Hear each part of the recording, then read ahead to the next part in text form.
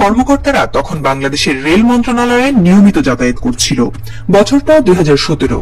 তাদের কাছে ছিল ঢাকাকে চট্টগ্রামের সঙ্গে মাত্র 55 মিনিটে যুক্ত করার প্রস্তাব। ঘন্টায় 300 কিলোমিটার গতির বুলেট ট্রেন।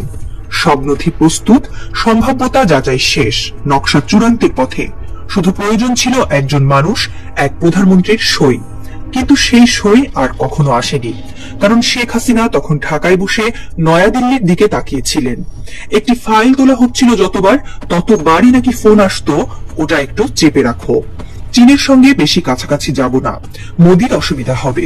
তখন তিনি আর শুধু প্রধানমন্ত্রী নন, হয়ে গিয়েছিলেন এক বর্ডার পার ম্যানেজার, যার দায়িত্ব শুধু নিজের নয়, প্রতিবেশী দেশের স্বার্থ রক্ষা করা।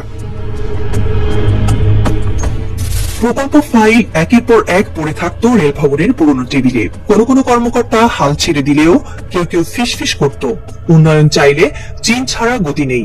কিন্তু শেখ হাসিনা জানতেন চীন মানেই ভারত রুষ্ট, আর মোদি তার সেই পরম বন্ধু, যে সরে গেলে হাসিনার সব দরজা বন্ধ। তাই তিনি উন্নয়নকে আটকে দিলেন, বাংলাদেশের ভবিষ্যৎকে ঠেলে দিলেন এক অদৃশ্য কারাগারে। হাসিনা হয়তো বুঝে গিয়েছিলেন বাংলাদেশ এগিয়ে গেলে ভারত খুশি হবে না, আর ভারত খুশি না হলে তার সিংহাসন টিকবে না। চীন অপেক্ষা করলো, বিনিয়োগ বোর্ড চুপ থাকলো, আমলারা নীরব থেকে অবসর নিল, আর শেখ হাসিনা মিডিয়ার সামনে দাঁড়িয়ে বললেন আমরাই উন্নয়নের জননী। কিন্তু বাংলাদেশকে ভারতের একটা অঘোষিত রাজ্য বানানো কেন্দ্রিক উন্নয়ন ছাড়া কোনো উন্নয়ন এলো না। এসেছিল বাংলাদেশের মেরুদণ্ড ভেঙে দেওয়ার দীর্ঘ ষড়যন্ত্র, তারই মধ্যে একটা বুলেট ট্রেনের থমকে থাকা দীর্ঘশ্বাস। 2024 ঢাকার রাজপথ গর্জে ওঠে, ছাত্র জনতা একযোগে বলে স্বৈরাচার তুই গদি ছাড়। ভেঙে পড়ে ক্ষমতার চক্র, হাসিনা পালিয়ে যান ভারত মোদির ছায়াতলে, আর এদেশের মানুষ বেছে নেয় এক ব্যতিক্রম নায়ক, ডক্টর মোহাম্মদ ইউনূস। তিনি রাজনীতিবিদ নন, কিন্তু তিনি হয়ে উঠলেন পরিবর্তনের প্রতীক। ইউনূসের সরকার দায়িত্ব নিয়েই খুঁজতে শুরু করলো আটকে থাকা স্বপ্নগুলো। সেখানেই উঠে আসে বুলেট ট্রেন। চীনের কর্মকর্তারা আবার ঢাকা এলো, এবার আর দোরগড়ায় বসিয়ে রাখা হলো না।